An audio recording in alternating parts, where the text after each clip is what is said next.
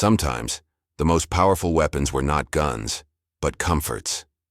In the bleak landscapes of war, amidst the thunder of artillery and the ever-present shadow of danger, two simple items became lifelines for millions of soldiers: a cup of coffee and a cigarette.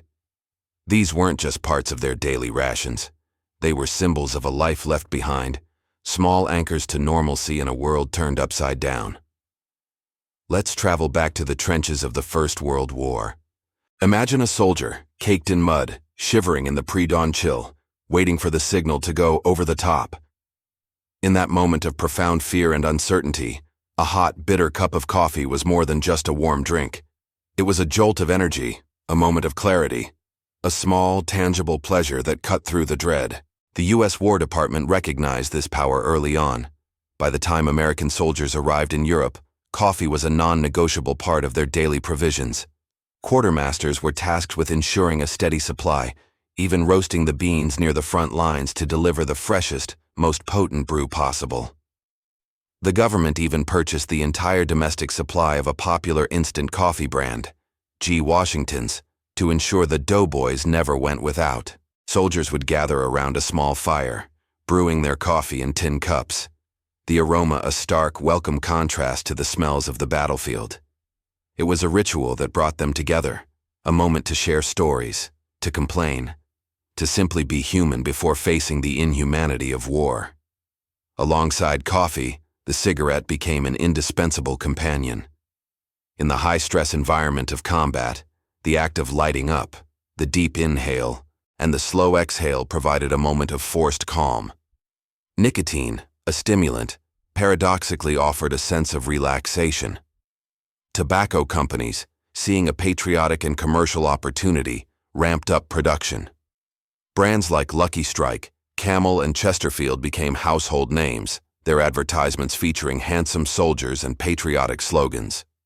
Free cigarettes were included in ration kits and distributed by organizations like the Red Cross and the YMCA.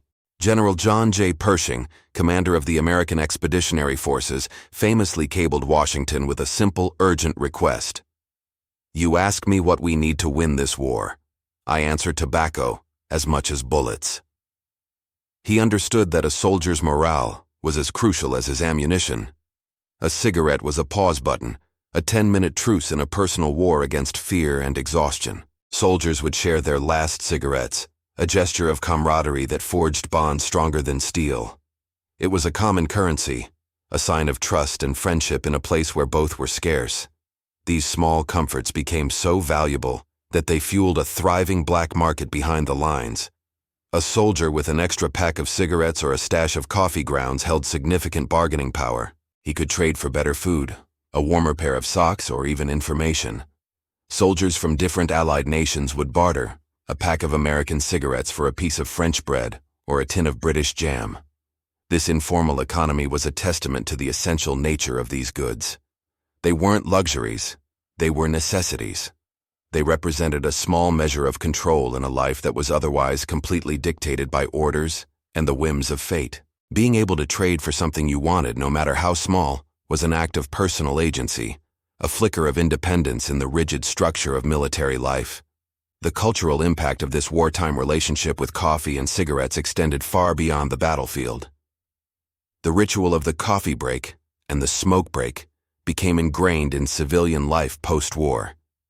The image of the weary soldier, finding solace in a cup and a smoke, was a powerful one. It romanticized these habits, associating them with bravery, resilience, and camaraderie. Think of the classic black and white photos, a group of soldiers, helmets askew, huddled together, steam rising from their cups, cigarettes dangling from their lips. These images captured a profound truth. In the midst of chaos, these rituals created a sense of order and routine, waking up and having a coffee, taking a break to have a smoke after a tense patrol. These were predictable actions in an unpredictable world. They were small, personal ceremonies that marked the passage of time and provided a framework for the day. This structure was a psychological shield against the formless anxiety that permeated trench life. During World War II, the story repeated itself, but on an even grander scale. The logistics were more sophisticated, but the core human need remained the same. Coffee was brewed in massive urns aboard naval ships and in field kitchens just behind the front lines. Instant coffee technology had improved, making it even easier to deliver a hot cup to a GI in a foxhole in the Pacific or a frozen forest in Belgium. Famously, the American sea ration almost always included coffee, sugar, and cigarettes. For many, this was the highlight of an otherwise bland and monotonous diet.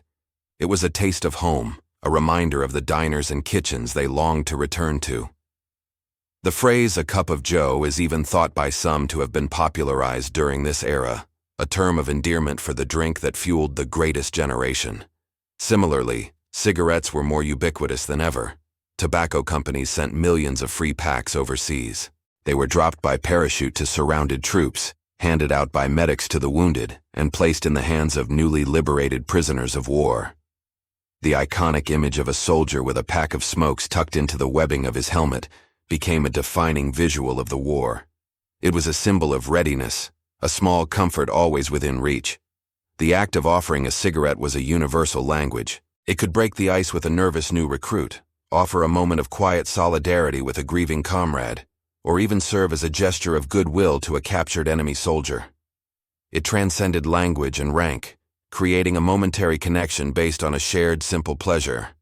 Ultimately, the power of coffee and cigarettes in wartime was their ability to serve as a symbol of normalcy. War is the ultimate disruption of normal life. It strips away identity, routine, and safety. In this void, soldiers clung to anything that reminded them of the world they were fighting to protect. Brewing coffee wasn't just about the caffeine. It was about participating in a daily ritual that millions of people back home were also doing. Lighting a cigarette wasn't just about the nicotine. It was a moment of personal reflection, a brief escape from the collective madness. These items were small, portable pieces of civilization carried into the heart of barbarism. They were a quiet act of defiance against the dehumanizing forces of war, a declaration that even in the darkest of times, the need for comfort, connection, and a moment of peace endures. They were, in their own humble way, weapons in the fight to preserve not just lives, but humanity itself.